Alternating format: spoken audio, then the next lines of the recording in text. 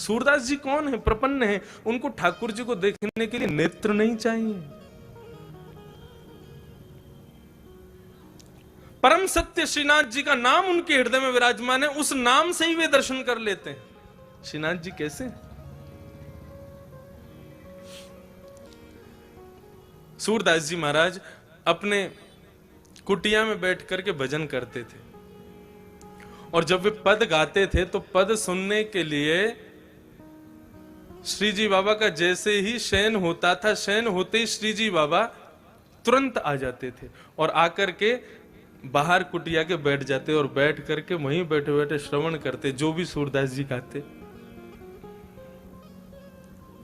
वापस लौट जाते। सावधानी से सुनना।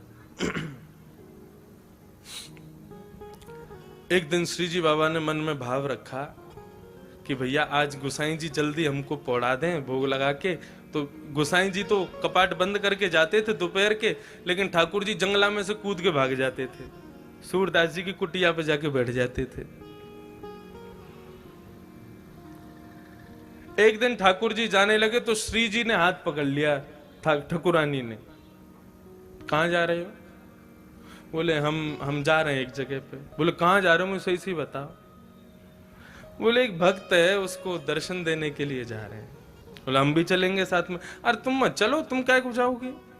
तुम जाओगी तो फिर पता नहीं उसको समझ पाओगी नहीं समझ पाओगी, क्या भाव आवे समझ थोड़ी आता है। राधा रानी बोली या तो हमें लेके चलो, नहीं तो आज हम तुम्हारी गुसाई जी से शिकायत कर देंगे कि तुम पौड़ते नहीं हो, तुम भाग जाते हो दर्शन देने के लिए। ठाकुर जी अर्चावतार में जब विराजते हैं ना तो अपने अर्चक से डरते भी हैं। मैं अपनी कथा में कभी कभी बताता हूं, हमारी बहन जी बैठी हैं, श्री राधा रमन परिकर में आपका सौभाग्य है सेवा का। तो एक बार इन्होंने एक प्रसंग सुनाया कि ठाकुर जी पोशाक नहीं पहन रहे थे। श्री राधा रमन जी पोशाक नहीं पहने, जबकि बिल्कुल सही था, नाप भी बिल्कुल लेकर के रखा था, लेकिन फिर भी कभी कहीं से ऊंची, कभी कहीं से नीची, कभी कहीं से भारी। सब गोस्वामियों ने प्रयास कर लिया, लेकिन ठाकुर जी ने पोशाक नहीं पहनी। तो आपके जो पूज्य दूसरे पिताजी ससुर जी हैं, वे सबसे बोले सुनो सब लोग बाहर जाओ, मैं थोड़ा ठाकुर जी से एकांत में बैठ के बात करूं। और वे ठाकुर जी के आगे बैठे, राधा रमन जी के आगे पोशाक रख दी। तो बोले अच्छा, तो आज आपको पोशाक धारण नहीं करनी है, क्योंकि हमें पता है नाप तो बिल्कुल ठीक है और पोशाक भी बिल्कुल अच्छी बनी है, लेकिन पता नहीं आपकी क्या इच्छा है, परेशान करने के मूड में हो। देखो हमें कोई झंझट नहीं है, आपको नहीं पहनी बिल्कुल नहीं पहनाएंगे। बाहर दर्शनार्थी दर्शन के लिए खड़े हैं, बस 15 मिनट बचे, आप पहन लो, नहीं तो मैं तो अभी कपाट खोल दूं, बिल्कुल नंग धरंग खड़ा कर दूंगा आपको। आज हरि देखे नंगम नंगा, फिर तो सब हो करेंगे आपको देख के। ये रखी पोशाक, 2 मिनट का समय दे रहे हैं, सोच लो, यदि आपको पहननी हो तो अभी मैं धरा दूंगा, नहीं तो मुझे बिल्कुल कोई संकोच नहीं होगा, तुरंत कपाट खोल दूंगा, कुछ भी धारण नहीं कराऊंगा, लंगोटी में ही खड़े रहोगे आज। 2 मिनट बाद प्रणाम किया, बोले आपने विचार कर लिया होगा, मैं प्रयास कर लेता हूं, यदि प्रयास में सिद्ध हो गया तो समझ जाऊंगा कि नहीं आप धारण करना चाहते, नहीं हुआ तो फिर कपाट खोल दूंगा। बोले वही पोशाक जो 2 घंटे से पहन नहीं रहे थे, डांट फटकार करके जैसे ही धारण कराई, सो ही राधा रमन जी ने पहन ली और चुपचाप धारण करके दर्शन दे दिए सबको। तो अपने अर्चक से ठाकुर जी डरते भी हैं, क्योंकि अर्चक पुष्टि मार्ग के अनुसार, मैंने कहा ना यशोदा का स्वरूप, और बालक यशोदा से डरता है। मैं भी कभी कभी गिरधर लाल जी की सेवा करता हूं तो कोई कभी कुंडल उतर जावे, कभी मोर पंख उठ के भाग जाए, कभी यहाँ की हीरा जो लगो थोड़ी पे वो भाग जाए, मिले ही ना है महाराज, ढूंढते रहो कहां गए हो। हम तो खूब डांट फटकार दे, मैं देखो पहनो तो पहनो, नहीं तो ऐसे खड़ो कर दूंगा, मुझे कोई चिंता ना है। और वास्तव में एक और भाव, ठाकुर जी क्या छोटे से लाला है, और छोटे से बालक को, जैसे अब सर्दी का समय, छोटे छोटे बालकों को मैया टोपा पहनावे, कपड़ा पहनावे, तो कभी कुछ उतार के फेंके, कभी कुछ उतार, वैसी लाल जी हैं। तो क्या किया करो, छोटी छोटी गैया, छोटे छोटे घोड़ा, छोटे छोटे खिलौना ठाकुर जी के आगे रख दो और तब श्रृंगार शुरू करो। क्या बोले, अब लाला तू खेलवे में व्यस्त है कि अब तेरा श्रृंगार करेंगे। जैसे ही ठाकुर जी खेलने में व्यस्त हो जाए, श्रृंगार धराओ, तुरंत धारण कर लेंगे। ये भाव है केवल कि उनको व्यस्त कर दो किसी कार्य में, वो व्यस्त होते ही फिर आपका श्रृंगार स्वीकार हो गया। क्योंकि बालक किसी कार्य में व्यस्त हो, उसको फिर कुछ भी पहना दो उसको भान नहीं रहता। वैसे ही ठाकुर जी ने। तो लाडली जी बोली, या तो मुझे संग ले चलो, नहीं तो आज गुसाई जी से शिकायत कर दूंगी। लाल जी बोले, गुसाई जी से मत कहना, पूरे लेके चलो संग। अब तो श्रीनाथ जी, लाडली जी श्री राधा रानी को लेकर के श्री सूरदास जी के यहां जा रहे हैं, आशावरी।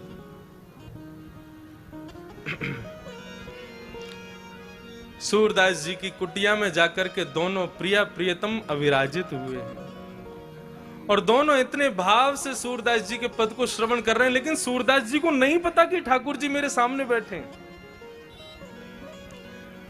पद का गान करते करते करते करते करते दोनों प्रिया प्रियतम ऐसे भावावेश में आ गए कि भूल गए कि हमें वापस दर्शन देने जाना है।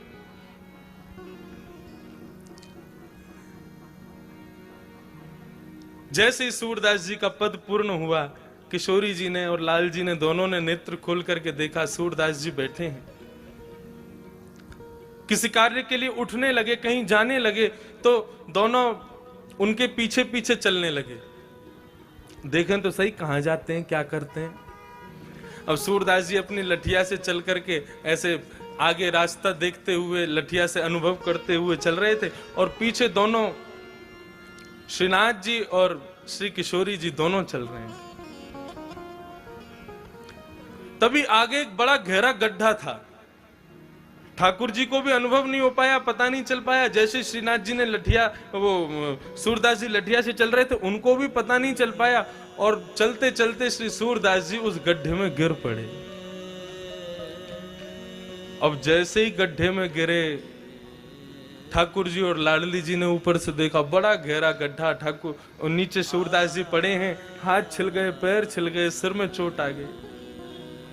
ठाकुर जी के नेत्र सजल हो गए। किशोरी जी, हम यह अवस्था में इनको छोड़ के ना जाएंगे, चलो इनकी नेक मदद कर दें, इनको नेक ऊपर उठा लें। बोलो क्या बात कर रहे हो, बाबा पहचान जाएगा हमको, और पहचान गए हो ना तो जो भाव है ना या कि वो सब खत्म हो जाएंगे। ठाकुर जी वास्तव में मिलते क्यों नहीं है, ताकि आपका भाव दिनों दिन बढ़ता रहे। क्योंकि सामीप्य में दोष आ जाता है। आप किसी को दूर से देखो बहुत प्यारा लगेगा, लेकिन उसके संग आप 10-5 दिन रह लोगे ना तो उसमें आपको दोष दिखने लग जाएंगे। तो ठाकुर जी भाव रखते हैं कहीं मेरे दोष, ठाकुर जी में कोई दोष नहीं होता, दोष हम में होता है। कहीं हमें कोई दोष ना आ जाए, हमारी भक्ति में दोष ना आ जाए, इसलिए ठाकुर जी दूर ही रहते हैं। लेकिन लाडली जी कहने लगी, ठाकुर जी मत करो। ठाकुर जी बोले, नहीं मैं ऐसे ना देख सकूं सूरदास को। तुरंत ठाकुर जी ने अपनी काली कमली उतारी और नीचे गड्ढे में डाल दी और किशोरी जी से कही, आप मेरी कमर पकड़ लो, मैंने काली कमली पकड़ ली है, अब सूरदास जी या को पकड़ के ऊपर आ जाएंगे। सूरदास जी अपनी लठिया खोज रहे हैं, कहां गई। तभी ऊपर से ठाकुर जी बोले, बाबा। और जैसे ही बाबा शब्द सुना है, सूरदास जी ने रोम रोम नृत्य करने लगा। जितनी पीड़ा थी सब दूर हो गई, नेत्रों में मानो आंसू छलक पड़े हों। बोले, ये स्वर तो मेरे श्रीनाथ बाबा का ही हो सकता है। हाँ भाई, कौन है भैया? बोले, भैया बाबा हम यहीं ब्रजवासी हैं, गैया चरावे जामे, आपको पड़ो भयो देखो तो सोची ने आपकी मदद कर दें। हाँ भैया, बड़ो भलो करेगो ठाकुर तेरो। भैया कैसे आऊं ऊपर? बोले, मैंने अपना पटका डाल दिया नीचे, आप बाकू पकड़ के ऊपर आ जाओ। सूरदास जी उस पटके को पकड़ रहे हैं और यहां से लाडली जी ठाकुर जी को खींच रहे हैं, ठाकुर जी सूरदास जी को ऊपर खींच रहे हैं। क्या स्वरूप है। सूरदास जी के मन में भाव आ गया, जैसे ही पटका पकड़ा उसकी सुगंधी को जब अपनी नासिका से ग्रहण किया, बिल्कुल दृढ़ निश्चित हो गए कि ये तो ठाकुर जी हैं और कोई नहीं हो सकता। जैसे ही गड्ढे से ऊपर निकल करके सूरदास जी आए, जानबूझ करके ऐसा भाव दिखाया कि मानो झटके से गिर पड़े हों, और गिरे तो कहां गिरे, श्री लाडली जी के चरणों में जाकर के गिर गए। और गिरते ही बड़ी चतुराई से श्री किशोरी जी के एक पांव की पाजेब को सूरदास जी ने पकड़ करके खींच के अपनी जेठ में भर लिया, और भर करके ठाकुर जी खड़े हो गए, किशोरी जी खड़ी हो गई, सूरदास जी भी व्यवस्थित हो गए। ठीक है बाबा, अब तुम बाहर आ गए हो, अब पीछे को मत जाइए, गड्ढा तुम यहाँ चले जाओ। और ठाकुर जी ने किशोरी जी को हाथ पकड़ो, जल्दी चलो, गोसाई जी दर्शन खोल देंगे, नहीं मिले तो बहुत डांट पड़ेगी। अब किशोरी जी जैसे ही चली, तो चलते ही एक पांव की तो छम आवे आवाज, दूसरे पांव की आवाज ही नहीं। किशोरी जी ने नीचे देखी, बोले हमारी पाजेब कहाँ है? अब तो ढूंढने लगे तो दूरी दिख गई, बोले पाजेब हाथ में लटक रही है सूरदास जी के। किशोरी जी बोली मेरी पाजेब रह गई है। ठाकुर जी बोले दूसरी दिलवा देंगे, चलो। वो नामों को तो वही चाहिए जो सूरदास जी पे। बोले तुम फंसवाओगे आज, सूरदास बाबा तो जन कब छोड़ेगा, लेकिन आज गोसाई जी बहुत डांट लगाएंगे। किशोरी जी बोली हमको तो वही पाजेब चाहिए। तो बोले तुम ही लिया। बोले मुझको डर लगाया बाबा थे, मैं ना जाऊंगी, तुम ही मांगो। लाडली जी तो चाह रही है कि ये कृपा आज कर ही दे इनके ऊपर। ठाकुर जी फिर से गए, बाबा हाँ हाँ भैया बोलो। वो हमारी एक पाजेब आपके पास रह गई है, आप कृपा करके हमको प्रदान कर दो। ठाकुर जी बोले, वो सूरदास जी बोले भैया मैं कैसे मान लूं ये पाजेब तुम्हारी है? अब भैया मैंने तुम्हें दे दी और फिर कोई आयो कि बाबा मैंने तुम्हारी सहायता करी, मेरी पाजेब गिर गई, तो मैं तो झूठो रह जाऊंगा। ठाकुर जी बोले तो आपको पता कैसे चलेगी कि या की दूसरी पाजेब कौन के पास? आप पे आंख तो है ना? बोले आंख ना है लेकिन हाथ तो है ना, अनुभव कर लूंगा मैं।